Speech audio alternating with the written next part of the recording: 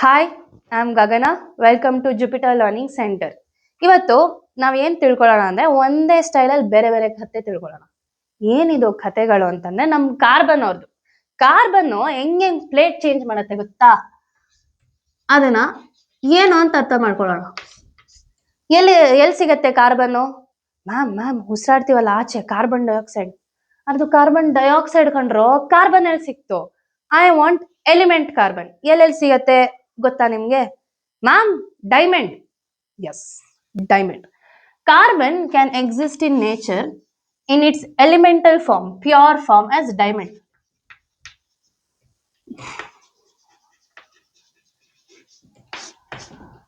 ಆದ್ರೆ ಡೈಮಂಡ್ ಎಲ್ಲರಿಗೂ ಕೊಂಡ್ಕೊಳ್ಳೋ ಭಾಗ್ಯ ಎಲ್ಲಿದೆ? ಇನ್ನು ಬೇರೆ ಬೇರೆ ರೀತಿ ಇದೆಯಾ ನೋಡೋಣ. ಯಾವ್ದಾದ್ರು ಸಿಂಪಲ್ ಆಗಿ ನಮ್ ದಿನನಿತ್ಯದಲ್ಲಿ ಬಳಸೋದು ನಾವು ಸ್ಟೂಡೆಂಟ್ಸ್ ಆಗಿ. ಎಲ್ಲಿ? ಪೆನ್ಸಿಲ್ ಅಲ್ಲಿ. Carbon exist as graphite. Ma'am ಅದ್ ಲೆಡ್ ಮ್ಯಾಮ್. ಇಲ್ಲ ಕಣ್ರೋ, ಅದು ಗ್ರಾಫೈಟು ಅಂದ್ರೆ ಕಾರ್ಬನ್. ಲೆಡ್ ಹೆಂಗೆ ಮ್ಯಾಮ್ ಬಂತು ಹೆಸರು? ಅದಿನ್ನ ಇನ್ನೊಂದಿನ ಯಾವತ್ತಾದ್ರೂ ಕತೆ ಹೇಳ್ತೀನಿ. So the pencil lead that we have is graphite. Okay, so how is this graphite? ಅದು ಸ್ಟ್ರಕ್ಚರ್ ತೋರಿಸ್ತೀನಿ. So lead is carbon, not lead. ಓಕೆನಾ? ಇನ್ನೊಂದ್ ತರ ಇದೆ, ಅದ್ ನಾವು ದಿನನಿತ್ಯ ನೋಡಕ್ ಬಿಡಲ್ಲ ಬಿಡಿ. ಅದೇ ಸ್ಪೋರ್ಟ್ಸ್ ಅಲ್ಲಿ ಇಂಟ್ರೆಸ್ಟ್ ಇದ್ರೆ ಅದ್ರ ತರ ಏನೋ ನೋಡಿರ್ತೀರಾ. ಫುಲರಿನ್.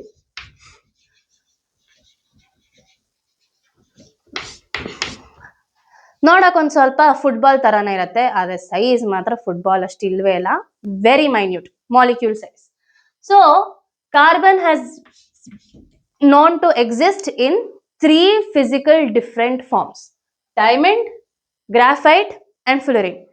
ಡೈಮಂಡ್ ಅಲ್ಲಿ ಏನ್ ಡಿಫ್ರೆನ್ಸ್ ಇವೆಲ್ಲದಕ್ಕೂ ಅಂತಂದ್ರೆ, ಡೈಮಂಡ್ ಲುಕ್ಸ್ ಲೈಕ್ ದಿಸ್, ಅಂದ್ರೆ ಪಾರ್ಟ್ ಆಫ್ ದ ಡೈಮಂಡ್. ಓಕೆನಾ?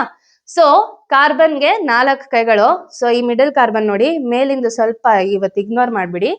ಸೊ ಇಲ್ಲಿ 4 ಬಾಂಡು, 1 2 3, ಹಿಂದ್ಗಡೆ 4. Each carbon has 4 bonds and bonded with carbon only elements these are. ಈ ಟೆಟ್ರಾಹೆಡ್ರಲ್ ಸ್ಟ್ರಕ್ಚರ್ ಏನ್ ಈ ತರ ಪಿರಮಿಡ್ ತರ ಬರುತ್ತೆ ನೋಡಿ, ಹಿಂಗ್ ಹೋಗ್ತಾ ಹೋಗ್ತಾ ಹೋಗ್ತಾ, this is a structure of a diamond. Very hard substance, the hardest substance we know.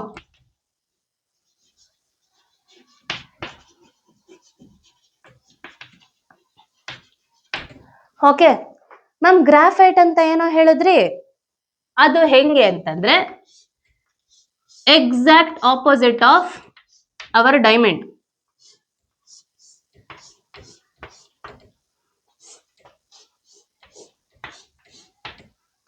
So graphite ಅಲ್ಲಿ ಈ ತರ ಹೆಕ್ಸಗನ್ ಶೇಪ್ಸ್ ಇರುತ್ತೆ. ಅದು ಒಳ್ಳೆ ಒಂದು ಪೇಜ್ ಮೇಲೆ ಒಂದು ಪೇಜ್ ಅಂಟ್ಕೊಂಡಂಗೆ ಒಂದೊಂದು ಹೆಕ್ಸಗನ್ನು ಒಂದೊಂದ್ರ ಕೆಳಗೆ ಅಂಟ್ಕೊಂಡಿರುತ್ತೆ. ಸೊ ನೀವು ಬರ್ದಾಗ ಅದು ಒಂದ್ ಲೇಯರ್ ಫುಲ್ಲು ಕಿತ್ಕೊಂಡು ಪೇಪರ್ ಮೇಲೆ ಅಂಟ್ಕೊಳ್ಳೋದು. So that is why the structure is important. ಇಲ್ಲಿ ಡೈಮಂಡು ಕಾರ್ಬನ್ ಒಂದಕ್ಕೊಂದು ಎಷ್ಟು ಸ್ಟ್ರಾಂಗ್ ಆಗಿ ಬಾಂಡ್ ಆಗ್ತಾ ಹೋಗ್ತಾ ಇರುತ್ತೆ. To break this, it is difficult. Hence, hardest substance. Graphite layers ಇರೋದ್ರಿಂದ, so when we write on paper, because of its difference in the bonding, okay, here each layer gets wiped off whenever we write on paper. So weak forces of attraction, ಇಲ್ಲಿ very strong forces of attraction. So this is our pencil graphite. Fullerene structure ಬರೆಯೋಷ್ಟು ದೊಡ್ಡ ಕಲಾವಧಿ ನಾನಲ್ಲ. So ಸ್ವಲ್ಪ try ಮಾಡೋಣ. Football ತರ ಇರುತ್ತೆ ಅದು.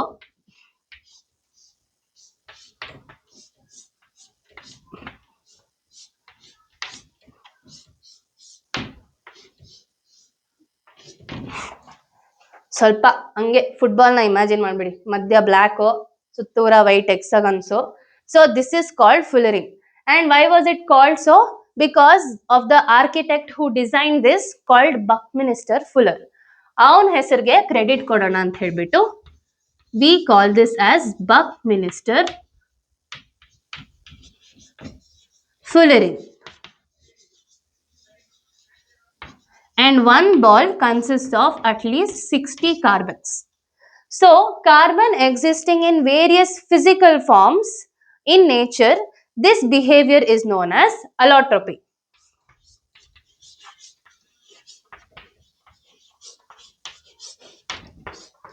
2 mark ಬರೆಯಕ್ಕೆ ಇದನ್ನ ಪೇಪರ್ ಅಲ್ಲಿ ಬಂದ್ರೆ ಹಿಂಗೆ ಬರೀರಿ. What is allotropy? An element existing in different physical forms in nature showing different physical properties is called as allotropy.